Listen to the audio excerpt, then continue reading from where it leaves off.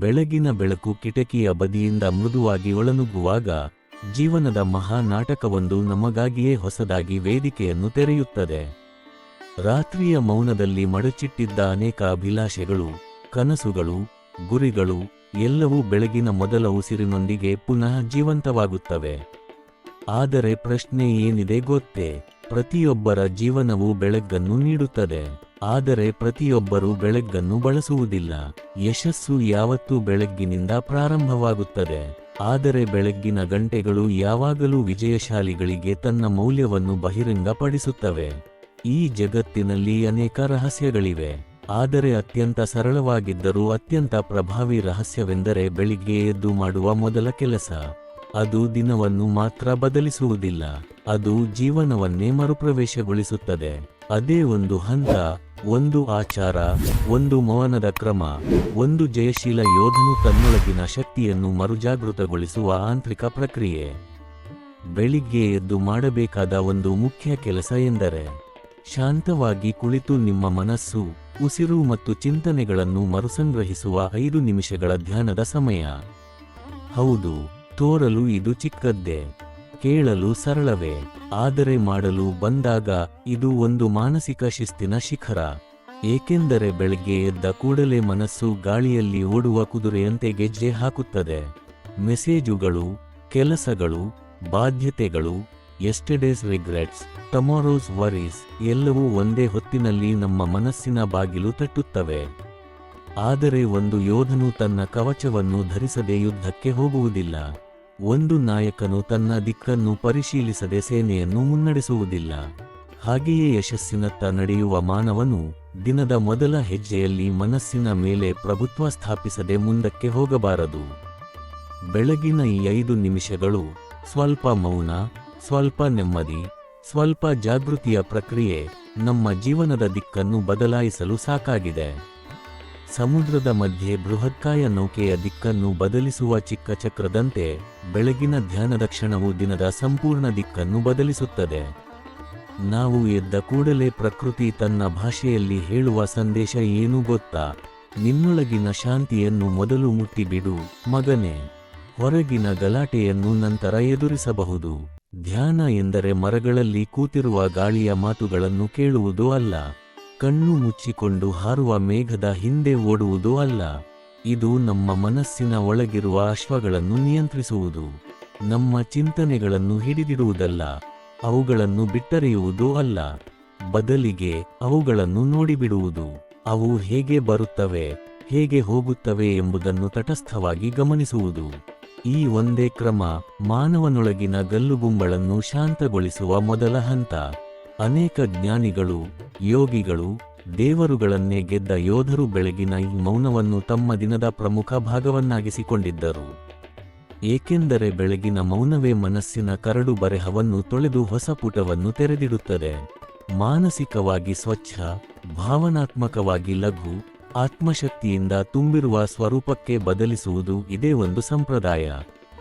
ಸತ್ಯ ಹೇಳಬೇಕೆಂದರೆ, ನಾವು ಎದ್ದ ಕೂಡಲೇ ಮೊಬೈಲ್ ನೋಡಿದರೆ ನಾವು ನಮ್ಮ ದಿನದ ನಿಯಂತ್ರಣವನ್ನು ನಾವೇ ಕಳೆದುಕೊಳ್ಳುತ್ತೇವೆ.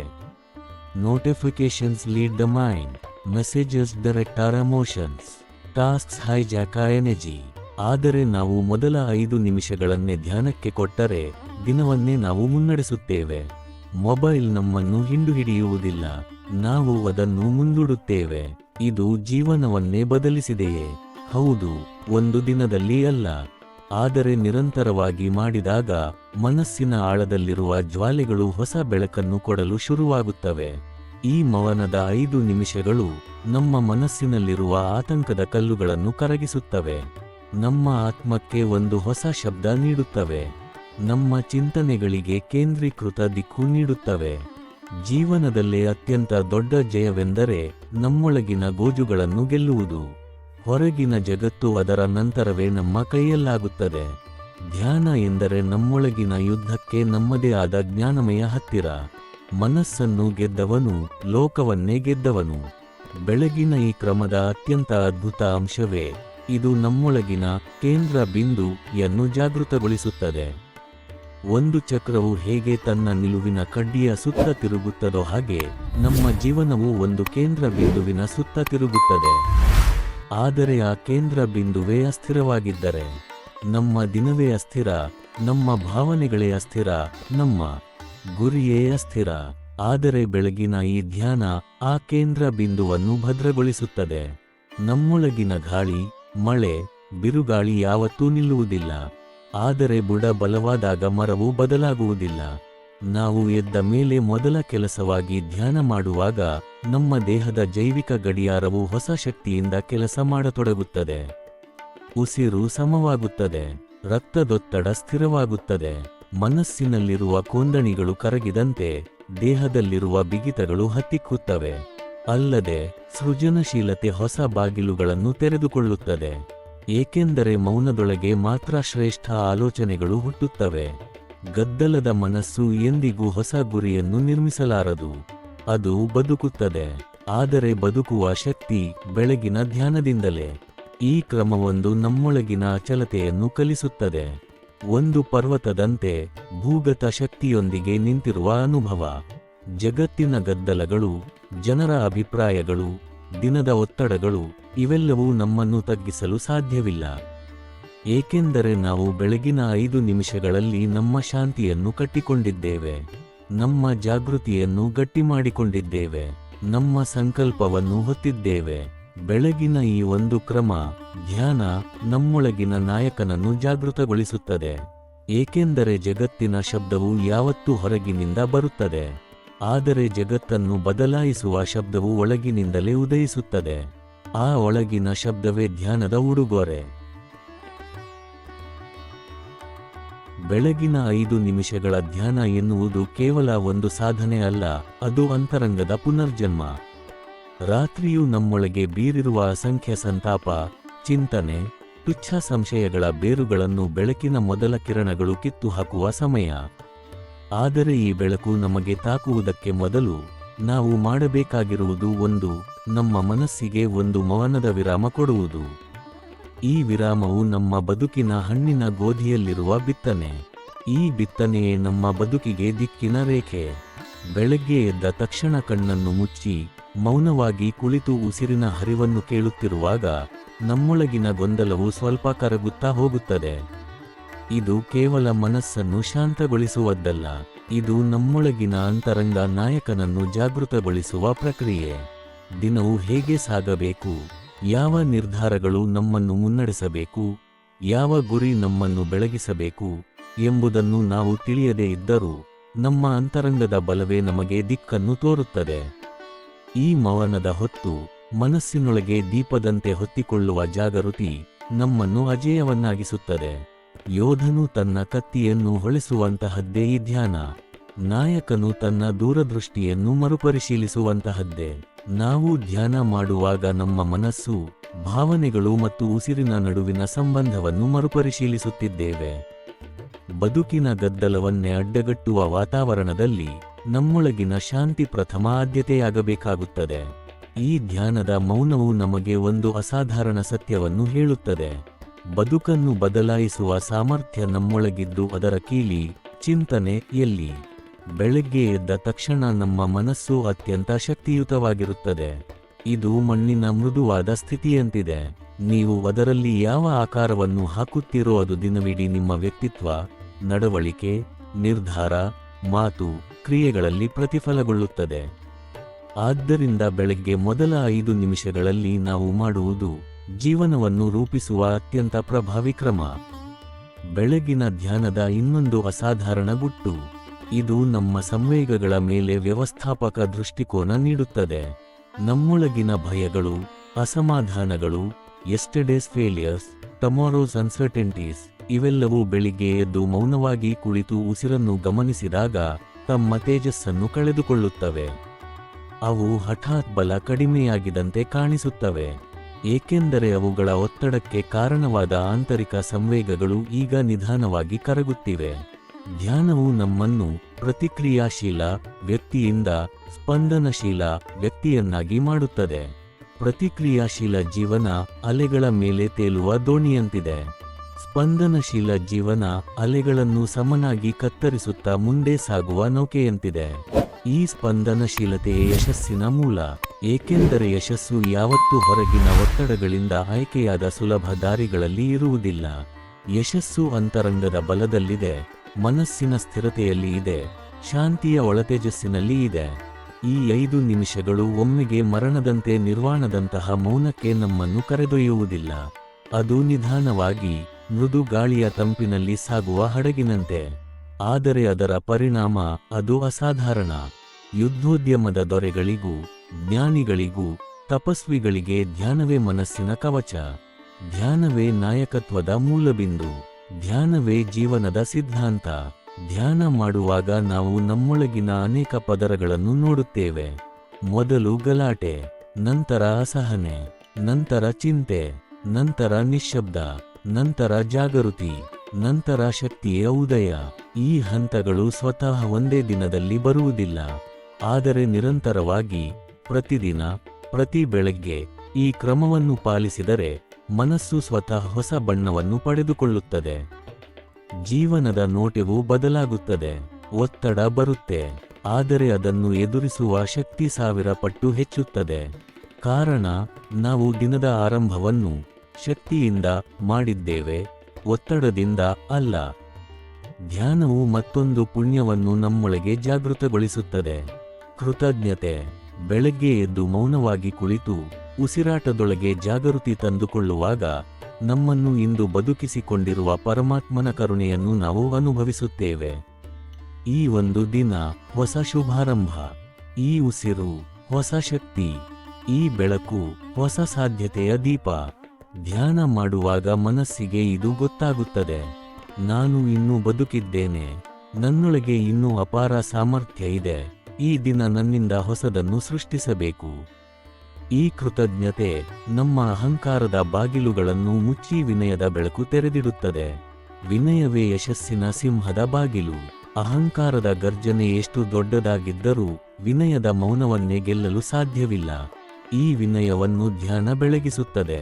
ಧ್ಯಾನ ಮಾಡುವಾಗ ನೀವು ಕಣ್ಣು ಮುಚ್ಚಿ ಉಸಿರಿನ ಮಧ್ಯೆ ತೂಗುತ್ತಿರುವ ಕ್ಷಣಗಳನ್ನು ಅನುಭವಿಸಿದರೆ ಆ ಕ್ಷಣಗಳಲ್ಲಿ ನಿಮ್ಮೊಳಗಿನ ಬ್ರಹ್ಮಾಂಡವೇ ನಿಮ್ಮೊಂದಿಗೆ ಸಂವಾದ ಮಾಡುತ್ತದೆ. ನಿಮ್ಮ ಅಂತರಂಗದ ಅಲೆಗಳಿಗೆ ಬ್ರಹ್ಮಾಂಡ ತನ್ನ ಸ್ಪಂದನಗಳನ್ನು ನೀಡುತ್ತದೆ. ಈ ಸಂಬಂಧ ಅದು ಮಾತಿನಲ್ಲಿ ಹೇಳಲಾಗದ ಒಂದು ದೈವಿಕ ನಂಟು. ಪ್ರತಿ ಬೆಳಿಗ್ಗೆಯೂ ನಾವು ಧ್ಯಾನ ಮಾಡಿದರೆ ನಮ್ಮ ಒಳಗಿನ ನೋಟವು ಬದಲಾಗುತ್ತದೆ. ನಾವು ಜಗತ್ತನ್ನು ಆಸೆಗಳಿಂದ ನೋಡುವುದಿಲ್ಲ, ಜಗತ್ತನ್ನು ಅವಕಾಶಗಳಿಂದ ನೋಡುತ್ತೇವೆ. ನಾವು ಅವರ್ಸೆಲ್ವ್ಸ್ ಅನ್ನು ಹೆದರಿಕೆಗಳಿಂದ ನೋಡಲ್ಲ, ಹೊಸ ಸಾಧ್ಯತೆಗಳ ದೃಷ್ಟಿಯಿಂದ ನೋಡುತ್ತೇವೆ. ಬೆಳಗಿನ ಧ್ಯಾನ ಎನ್ನುವುದು ಕೇವಲ 5 ನಿಮಿಷಗಳ ಕ್ರಿಯೆ ಅಲ್ಲ, ಅದು ಜೀವನದ ಅನೇಕ ಪದರಗಳನ್ನು ಸ್ಪರ್ಶಿಸುವ ಅಂತರಂಗದ ತಿರುಳು. ಪ್ರತಿ ಬೆಳಗ್ಗೆ ನಾವು ಧ್ಯಾನಕ್ಕೆ ಕುಳಿತುಕೊಳ್ಳುವಾಗ ನಾವು ನಮ್ಮೊಳಗಿನ ಒಂದು ಹೊಸ ದಾರಿಯನ್ನು ತೆರೆಯುತ್ತಿದ್ದೇವೆ. ಈ ದಾರಿ ಕಣ್ಣುಗಳಿಗೆ ಕಾಣಿಸದಿದ್ದರೂ ಮನಸ್ಸಿನ ಜಾಗೃತಿಗೆ ಮಾತ್ರ ಗೋಚರಿಸುತ್ತದೆ. ಬದುಕಿನ ಗದ್ದಲದಲ್ಲಿ ಈ ದಾರಿಯನ್ನು ಸುಲಭವಾಗಿ ಕಂಡುಕೊಳ್ಳುವುದು ಸಾಧ್ಯವಿಲ್ಲ, ಆದರೆ ಬೆಳಗಿನ ಶಾಂತಿಯ ಮಣ್ಣಿನಲ್ಲಿ ಮಾತ್ರ ಅದು ಸ್ಪಷ್ಟವಾಗುತ್ತದೆ. ಧ್ಯಾನ ಮಾಡಲು ಕುಳಿದಾಗ ಮೊದಲ 2-3 ನಿಮಿಷಗಳಲ್ಲಿ ಮನಸ್ಸು ಪಾರಿವಾಳದಂತೆ ಪಾರಿಹೋಗಲು ಪ್ರಯತ್ನಿಸುತ್ತದೆ. ಇಂದಿನ ಕೆಲಸ, ನಾಳೆಯ ಸಮಸ್ಯೆ, ನಿನ್ನೆಯ ತಪ್ಪು ಎಲ್ಲವೂ ಕಣ್ಣು ಮುಚ್ಚಿದ ಕ್ಷಣದಲ್ಲೇ ಒಂದೊಂದಾಗಿ ತಲೆ ತೋರಿಸಲು ಶುರುಮಾಡುತ್ತವೆ. ಆದರೆ ಈ ಗದ್ದಲವೇ ಧ್ಯಾನದ ಆರಂಭ. ಗದ್ದಲ ಬರುವುದು ತಪ್ಪಲ್ಲ, ಗದ್ದಲ ಬಂದಾಗಲೇ ನಾವು ಅದನ್ನು ಗಮನಿಸೋಣ, ಅದನ್ನು ಎದುರಿಸೋಣ. ಮನಸ್ಸು ಗದ್ದಲಿಸುತ್ತಿದೆ ಎಂದು ತಿಳಿದುಕೊಳ್ಳುವುದು ಧ್ಯಾನದ ಪ್ರಥಮ ಸಾಧನೆ. ಚಿಂತನೆಗಳು ನಮ್ಮ ಮೇಲೆ ಅಧಿಕಾರ ಮಾಡುತ್ತಿದ್ದ ಜಗತ್ತಿನಿಂದ ನಾವು ಚಿಂತನೆಗಳನ್ನು ನಡೆಸುವ ಜಗತ್ತಿಗೆ ಕೊಂಡೊಯ್ಯುವ ಸೇತುವೆ ಧ್ಯಾನ. ಈ ಸೇತುವೆಯನ್ನು ಕಟ್ಟುವುದಕ್ಕೆ ಪ್ರತಿದಿನದ ಬೆಳಗಿನ 5 ನಿಮಿಷ ಸಾಕು. ಹೊರಗಿನ ಜಗತ್ತಿಗೆ ಓಡುವ ಮೊದಲು ಮನಸ್ಸಿನ ರಭಸವನ್ನು ಶಮನಗೊಳಿಸುವುದು ನಾವು ಅನುಭವಿಸುವ ಪ್ರಥಮ ವಿಜಯ. ಧ್ಯಾನದಲ್ಲಿ ಉಸಿರನ್ನು ಗಮನಿಸುವುದು ಅತ್ಯಂತ ಮಹತ್ವದ್ದು. ಉಸಿರು ಅನ್ನುವುದು ದೇಹದ ಜೈವಿಕ ಕ್ರಿಯೆ ಮಾತ್ರವಲ್ಲ, ಅದು ಅಂತರಂಗದ ಸ್ಪಂದನೆ. ಉಸಿರಿನ ಏರಿಳಿತದಲ್ಲಿ ನಮ್ಮ ಮನಸ್ಸಿನ ಅಲೆಗಳು ಜೋಡಿಸಿಕೊಂಡಿವೆ. ಧ್ಯಾನ ಮಾಡುವಾಗ ನಾವು ಉಸಿರನ್ನು ಗಮನಿಸಿದಷ್ಟು ನಮ್ಮ ಮನಸ್ಸಿನ ಅಲೆಗಳು ನಿಧಾನವಾಗಿ ಸಮವಾಗುತ್ತವೆ. ಈ ಸಮತೆ ನಮ್ಮ ದಿನಕ್ಕೆ ಬೇಕಾದ ನಾಯಕತ್ವದ ನೆಲೆ. ಈ ಅಂತರಂಗದ ಸಮತೆ ನಮ್ಮ ವ್ಯಕ್ತಿತ್ವವನ್ನು ಬದಲಿಸುತ್ತದೆ. ಸಾಮಾನ್ಯವಾಗಿ ನಾವು ತೊಂದರೆ ಎದುರಿಸಿದಾಗ ಆತುರವಾಗುತ್ತೇವೆ, ಕೋಪಗೊಳ್ಳುತ್ತೇವೆ, ಗಾಬರಿಪಡುತ್ತೇವೆ. ಆದರೆ ಧ್ಯಾನ ಮಾಡುವವನು ತಕ್ಷಣ ಪ್ರತಿಕ್ರಿಯೆ ನೀಡುವುದಿಲ್ಲ. ಕ್ಷಣಕಾಲ ನಿಂತು ಆಲೋಚಿಸಿ ನಂತರ ಸ್ಪಷ್ಟ ಮನಸ್ಸಿನಿಂದ ಉತ್ತರ ನೀಡುತ್ತಾನೆ. ಇದೇ ಪರಾಕ್ರಮ, ಇದೇ ನಾಯಕತ್ವ, ಇದೇ ಯಶಸ್ಸಿನ ಮೂಲ. ದೇಹದ ಮಟ್ಟದಲ್ಲೂ ಧ್ಯಾನ ಅಸಂಖ್ಯ ಪರಿಣಾಮಗಳನ್ನು ಹೊಂದಿದೆ. ಬೆಳಿಗ್ಗೆ ಎದ್ದ ತಕ್ಷಣ ಧ್ಯಾನ ಮಾಡುವುದರಿಂದ ರಕ್ತದೊತ್ತಡ ಸಮವಾಗುತ್ತದೆ. ಮನುಷ್ಯನ ದೇಹದಲ್ಲಿರುವ ಒತ್ತಡದ ಹಾರ್ಮೋನಾದ ಕೋರ್ಟಿಸೋಲ್ ಕಡಿಮೆಯಾಗುತ್ತದೆ. ದೇಹದ ಬಿಗಿತ ಕರಗುತ್ತದೆ. ಮಗುವಿನ ಮೃದುವಾದ ನಿದ್ದೆಯಂತಿರುವ ಶಾಂತಿ ದೇಹದಲ್ಲಿ ಹರಡುತ್ತದೆ. ಇದಕ್ಕಿಂತ ಮುಖ್ಯವಾದದ್ದು, ಧ್ಯಾನ ನಮ್ಮ ಒಳಗಿರುವ ಭಾವನೆಗಳನ್ನು ಸಮತೋಲಗೊಳಿಸುತ್ತದೆ. ಅನೇಕ ಜನರು ತಮ್ಮ ಬದುಕಿನಲ್ಲಿ ಸಮಸ್ಯೆಗಳನ್ನು ಎದುರಿಸುವಾಗ ಭಾವನೆಯನ್ನು ನಿಯಂತ್ರಿಸಲು ಸಾಧ್ಯವಾಗದೆ ಸೋಲುತ್ತಾರೆ. ಸಂವೇಗದಿಂದ ಮಾಡಿದ ಯಾವುದೇ ನಿರ್ಧಾರ ಜೀವನದ ದಿಕ್ಕನ್ನು ತಪ್ಪಿಸುತ್ತದೆ. ಆದರೆ ಧ್ಯಾನ ಮಾಡಿದ ವ್ಯಕ್ತಿ ಭಾವನೆ ಮತ್ತು ವಿವೇಕದ ಮಧ್ಯೆ ಸಮತೋಲನವನ್ನು ಸಾಧಿಸುತ್ತಾನೆ. ಆತ ಕುಗ್ಗುವನು, ಆದರೆ ಮುರಿಯುವನು ಅಲ್ಲ. ಆತ ಕೋಪಗೊಳ್ಳುವನು, ಆದರೆ ನಿಯಂತ್ರಣ ಕಳೆದುಕೊಳ್ಳುವನು ಅಲ್ಲ. ಆತ ದುಃಖಗೊಳ್ಳುವನು, ಆದರೆ ನಿಲ್ಲುವನು ಅಲ್ಲ. ಧ್ಯಾನ ಮಾಡುವವನು ಒಂದು ಅತ್ಯಂತ ಅದ್ಭುತ ಗುಣವನ್ನು ಹೊಂದುತ್ತಾನೆ: ವೈಷಮ್ಯದ ಸಮಯದಲ್ಲಿ ಸ್ಥಿತಪ್ರಜ್ಞತೆ. ಕಷ್ಟ ಬಂದಾಗ ನಡುಗುವ ಬದಲು ಆತ ಮನಸ್ಸಿನ ಮೌನದಲ್ಲಿ ನಿಂತುಕೊಳ್ಳುತ್ತಾನೆ. ಮನಸ್ಸು ಮಳೆಯಲ್ಲೂ ತೇವವಾಗದ ಜಾತ್ರೆಯ ಜ್ಯೋತಿಯಂತಿರುತ್ತದೆ. ಗಾಳಿ ಬೀಸಬಹುದು, ಗದ್ದಲ ಬರುವುದು, ಜನರು ಏನು ಬೇಕಾದರೂ ಹೇಳಬಹುದು, ಆದರೂ ಆತ ತನ್ನ ದಾರಿಯನ್ನು ಕಳೆದುಕೊಳ್ಳುವುದಿಲ್ಲ. ಧ್ಯಾನ ಮಾಡುವ ವ್ಯಕ್ತಿಗೆ ಮತ್ತೊಂದು ವರ: ಸ್ಪಷ್ಟ ದೃಷ್ಟಿ. ಜೀವನದಲ್ಲಿ ಯಾವುದನ್ನು ಹಿಡಿಯಬೇಕು, ಯಾವುದನ್ನು ಬಿಡಬೇಕು, ಯಾವ ಅವಕಾಶಗಳು ನಿಜವಾದವು, ಯಾವುವು ನಿಷ್ಪ್ರಯೋಜಕ, ಯಾವ ಜನರು ಜೊತೆಗಿರಬೇಕು, ಯಾವ ಜನರಿಂದ ದೂರ ಇರಬೇಕು.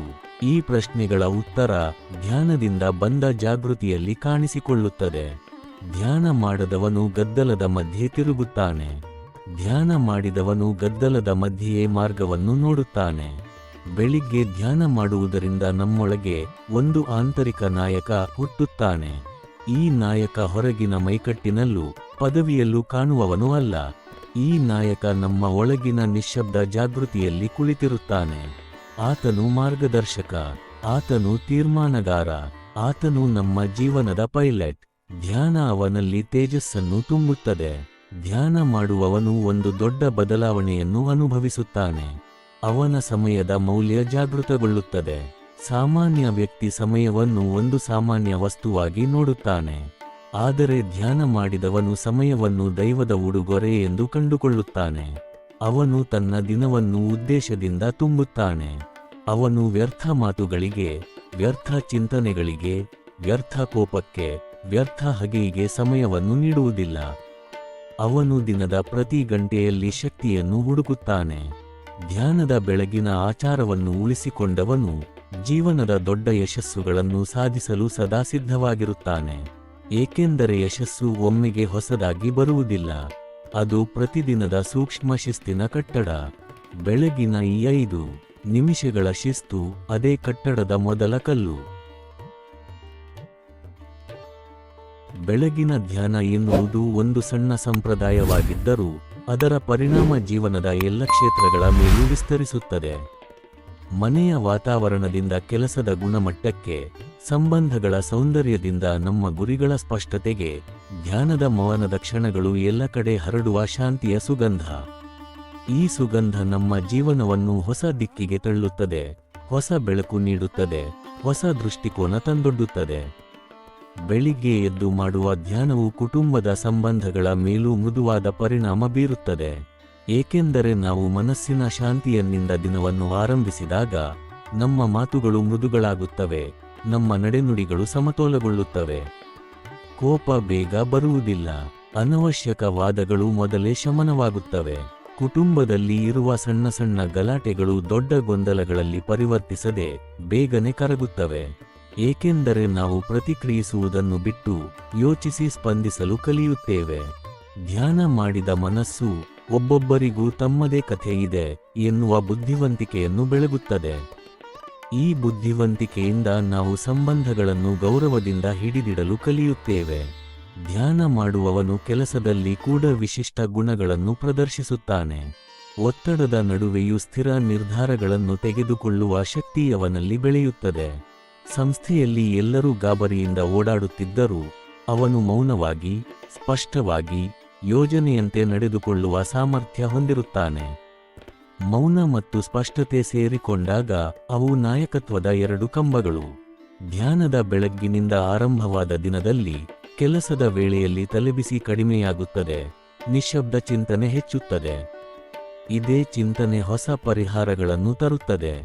ಹೊಸ ಐಡಿಯಾಗಳು, ಹೊಸ ದಾರಿಗಳು, ಹೊಸ ಯೋಜನೆಗಳು all rise from that silent seed planted at Don.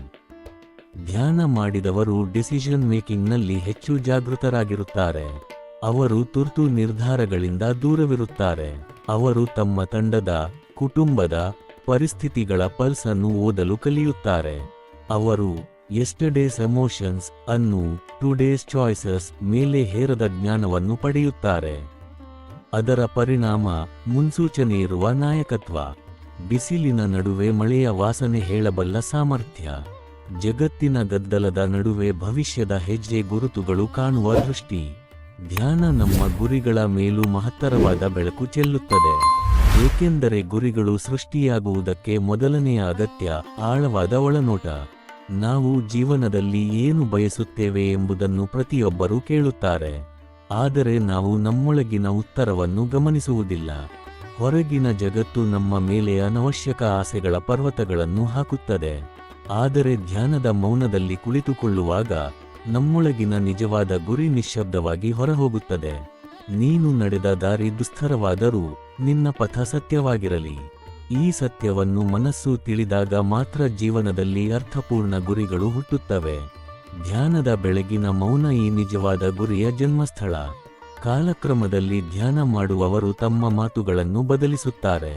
ಅವರು ಹೆಚ್ಚು ಪದಗಳನ್ನು ಬಳಸುವುದಿಲ್ಲ, ಆದರೆ ಬಳಸಿದ ಪದಗಳಿಗೆ ಶಕ್ತಿ ಇರುತ್ತದೆ. ಅವರ ಧ್ವನಿ ಆತಂಕವಿಲ್ಲದೆ ಸ್ಪಷ್ಟವಾಗಿ ಕೇಳುತ್ತದೆ. ಅವರ ಮಾತುಗಳು ಕತ್ತಲಲ್ಲಿರುವವನಿಗೆ ದಾರಿದೀಪದಂತೆ ತೋರುತ್ತವೆ. ಇವರಲ್ಲಿರುವ ಈ ಶಕ್ತಿ ಧ್ಯಾನದ ಮೌನದ ಬೆನ್ನಿಗಿದೆ. ಗದ್ದಲದಲ್ಲಿ ಬೆಳೆದವನು ಗದ್ದಲವನ್ನೇ ಮಾತನಾಡುತ್ತಾನೆ. ಮೌನದಲ್ಲಿ ಬೆಳೆಯುವವನು ಜ್ಞಾನವನ್ನೇ ಮಾತನಾಡುತ್ತಾನೆ. ಧ್ಯಾನ ಮಾಡಿದವರು ತಮ್ಮ ಆಹಾರ, ನಡವಳಿಕೆ, ದಿನಚರಿ ಎಲ್ಲವನ್ನೂ ಸಹ ಸ್ವತಃ ಸುಧಾರಿಸಿಕೊಳ್ಳುತ್ತಾರೆ. ಏಕೆಂದರೆ ಮನಸ್ಸಿನ ಶಾಂತಿ ದೇಹವನ್ನು ಕೂಡ ಸಮತೋಲಗೊಳಿಸುತ್ತೆ. ಅನಾವಶ್ಯಕ ಖಾರತೆ, ಕೋಪ, ಅತಿಯಾದ ಭಾವನೆಗಳಿಂದ ಉಂಟಾಗುವ ಅನಾರೋಗ್ಯದ ಲಕ್ಷಣಗಳು ನಿಧಾನವಾಗಿ ಕರಗುತ್ತವೆ. ರಕ್ತದೊತ್ತಡ ಶಮನವಾಗುತ್ತದೆ, ನಿದ್ರೆ ಸುಧಾರಿಸುತ್ತದೆ, ದೇಹದಲ್ಲಿ ಹೊಸ ಜೀವಸತ್ವ ಹರಡುತ್ತದೆ.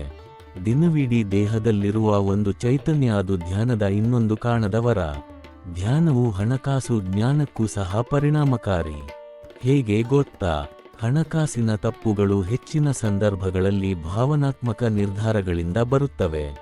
ಗಾಬರಿಯಲ್ಲಿ ಖರೀದಿ, ಹೆರಣೆಯಲ್ಲಿ ವ್ಯಯ, ಅತಿಯಾದ ಆಸೆ, ಭಯದಿಂದ ಮಾಡಿದ ಹೂಡಿಕೆ, ಇವು ಎಲ್ಲವೂ ಮನಸ್ಸಿನ ಅಸ್ಥಿರತೆಯಿಂದ ಹುಟ್ಟುವ ತಪ್ಪುಗಳು. ಧ್ಯಾನ ಮಾಡಿದವರ ಮನಸ್ಸು ಸ್ಥಿರ. ಸ್ಥಿರ ಮನಸ್ಸು ಸಮಚಿತ್ತತೆ. ಸಮಚಿತ್ತತೆ ಜಾಣತನ. ಜಾಣತನ ಹಣಕಾಸಿನ ಶಿಸ್ತಿಗೆ ದಾರಿ. ಹಣಕಾಸಿನ ಶಿಸ್ತು ಸಂಪದ್ವೃದ್ಧಿಗೆ ಬುನಾದಿ. ಅಲ್ಲದೆ ಧ್ಯಾನ ಹಣಕಾಸಿಗೂ ದಿಕ್ಕನ್ನು ನೀಡುತ್ತದೆ. ಧ್ಯಾನ ಮಾಡಿದವರು ನಾಯಕತ್ವವನ್ನು ಬೇರೆ ರೀತಿಯಲ್ಲಿಂದು ಪ್ರದರ್ಶಿಸುತ್ತಾರೆ. ಅವರು ತಮ್ಮ ತಂಡವನ್ನು ಕೇವಲ ನಿರ್ದೇಶಿಸುವುದಿಲ್ಲ, ಅವರು ಅವರಿಗೆ ಪ್ರೇರಣೆ ನೀಡುತ್ತಾರೆ. ಅವರು ನನ್ನ ಹಿಂದೆ ಬನ್ನಿ ಎನ್ನುತ್ತಿಲ್ಲ, ಅವರು ನೀವು ನಾಯಕರೇ ಎನ್ನುವ ಶಕ್ತಿ ನೀಡುತ್ತಾರೆ. ಅವರಿಗೆ ತಂಡದ ನೋವುಗಳು ಕಾಣುತ್ತವೆ, ತಂಡದ ಸಾಮರ್ಥ್ಯಗಳಿಗೆ ಪ್ರೋತ್ಸಾಹ ನೀಡುತ್ತಾರೆ. ಇದು ಎಮೋಷನಲ್ ಇಂಟೆಲಿಜೆನ್ಸ್. ಧ್ಯಾನದ ಮೌನದಲ್ಲಿ ನಾವು ನಮ್ಮ ಭಾವನೆಗಳನ್ನು ಓದಲು ಕಲಿತಾಗ ಮತ್ತವರ ಭಾವನೆಗಳನ್ನು ಹೆಚ್ಚು ಸೂಕ್ಷ್ಮವಾಗಿ ಅರಿಯಲು ಸಾಧ್ಯವಾಗುತ್ತದೆ. ಇದಕ್ಕಿಂತ ಮಹತ್ವದ ಲೀಡರ್ಶಿಪ್ ಟ್ರೇಟ್ ಇನ್ನೇನಿರಬಹುದು? ಧ್ಯಾನ ಮಾಡಿದವರು ಸಂಬಂಧಗಳನ್ನು ಸೌಹಾರ್ದದಿಂದ ಹಿಡಿದಿಡುತ್ತಾರೆ. ಅವರು ಕ್ಷಮೆ ಕಲಿಯುತ್ತಾರೆ. ಅಹಂಕಾರವಿಲ್ಲದ ತಾಳ್ಮೆ ಹೂವಿನಂತೆ ಅರಳುತ್ತದೆ. ಅವರು ಕೋಪವನ್ನು ಬೆಳಕಿನಂತೆ ಕರಗಿಸುತ್ತಾರೆ. ಅವರು ಮನುಷ್ಯರನ್ನು ಅವರ ತಪ್ಪುಗಳಿಂದ ತೀರ್ಪು ಮಾಡುವುದಿಲ್ಲ, ಅವರು ಅವರ ಬದುಕಿನ ಕಥೆಯನ್ನು ನೋಡುತ್ತಾರೆ. ಇದು ಸಂಬಂಧಗಳ ಬಲ. ಸಂಬಂಧಗಳಲ್ಲಿ ಬಲ ಬಂದಾಗ ಜೀವನದ ಪ್ರತಿ ಹಂತವೂ ಮೃದುಗೊಳ್ಳುತ್ತದೆ. ಬೆಳಗಿನ ಧ್ಯಾನದ ಶಕ್ತಿಯನ್ನು ನಾವು ಮಾತಿನಲ್ಲಿ ಹೇಳಿದಷ್ಟು ಅದರ ಆಳತೆಯನ್ನು ಗಹನವಾಗಿ ವ್ಯಕ್ತಪಡಿಸಲಾರೆವು. ಏಕೆಂದರೆ ಇದು ಅನುಭವದ ಮಾರ್ಗ, ಮೌನದ ಮಾರ್ಗ, ಆಂತರಿಕ ಬೆಳಕಿನ ಮಾರ್ಗ. ಧ್ಯಾನ ಮಾಡಿದಾಗ ಇದು ನಮ್ಮೊಳಗಿನ ವಿಶ್ವದ್ವಾರ ತೆರೆದಂತೆ. ಮಾನವನಲ್ಲಿ ಬಿಗಿದುಕೊಂಡಿರುವ ಎಲ್ಲ ನಿಗ್ರಹಗಳು, ಭಯಗಳು, ಹಳೆಯ ಗಾಯಗಳು, ಮುಚ್ಚಿಹೋದ ಭಾವನೆಗಳು ನಿಧಾನವಾಗಿ ಕರಗುತ್ತವೆ. ಈ ಕರಗುವಿಕೆಯಲ್ಲೇ ಪುನರ್ಜನ್ಮದ ಬಣ್ಣಗಳು ಕಾಣಿಸುತ್ತವೆ. ಬೆಳಗ್ಗೆ ಎದ್ದು ಮಾಡುವ ಧ್ಯಾನವು ಕೇವಲ ಮನಸ್ಸಿನ ಶಾಂತಿ ಮಾತ್ರ ಅಲ್ಲ, ಅದು ವ್ಯಕ್ತಿತ್ವದ ಮರುರೂಪ. ಒಬ್ಬನು ಧ್ಯಾನವನ್ನು ತನ್ನ ದಿನದ ಅಡಿಪಾಯವನ್ನಾಗಿಸಿಕೊಂಡರೆ ಅವನೊಳಗಿನ ಆತ್ಮವಿಶ್ವಾಸವು ಬದಲಾಗುತ್ತದೆ. ಆತ್ಮವಿಶ್ವಾಸ ಎಂದರೆ ಜಗತ್ತಿನ ಮುಂದೆ ಬಲವಾಗಿ ನಿಲ್ಲುವುದು ಅಲ್ಲ, ಅದು once in a roots finding strength.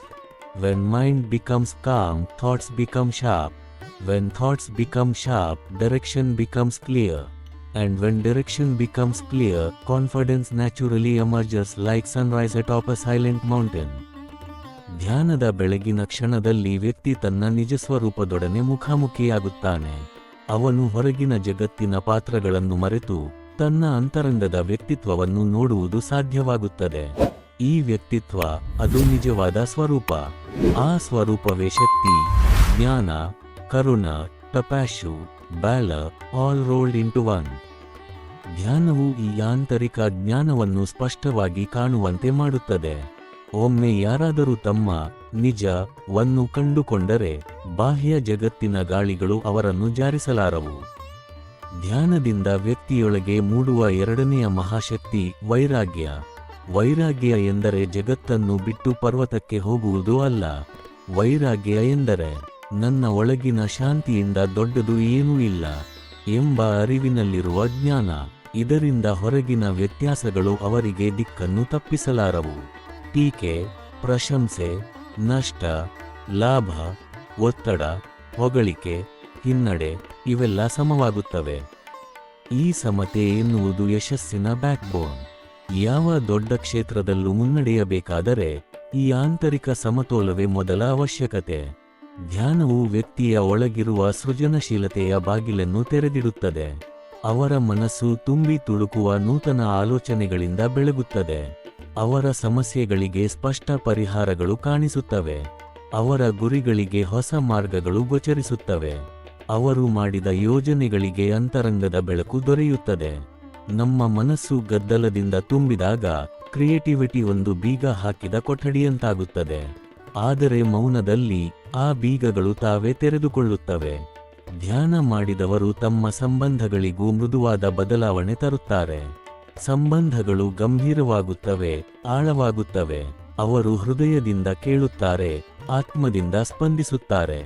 ಅವರು ನನ್ನ ಕಥೆ ಮಾತ್ರ ಮುಖ್ಯ ಎಂದು ಬದುಕುವುದಿಲ್ಲ, ಪ್ರತಿಯೊಬ್ಬರಿಗೂ ಅವರದೇ ಹಾದಿ ಇದೆ ಎಂಬ ಬುದ್ಧಿವಂತಿಕೆ ಹೊಂದುತ್ತಾರೆ. ಇದೇ ಎಂಪತಿ, ಇದೇ ನಡೆತ, ಇದೇ ಸಂಬಂಧಗಳ ಜ್ಯೋತಿ.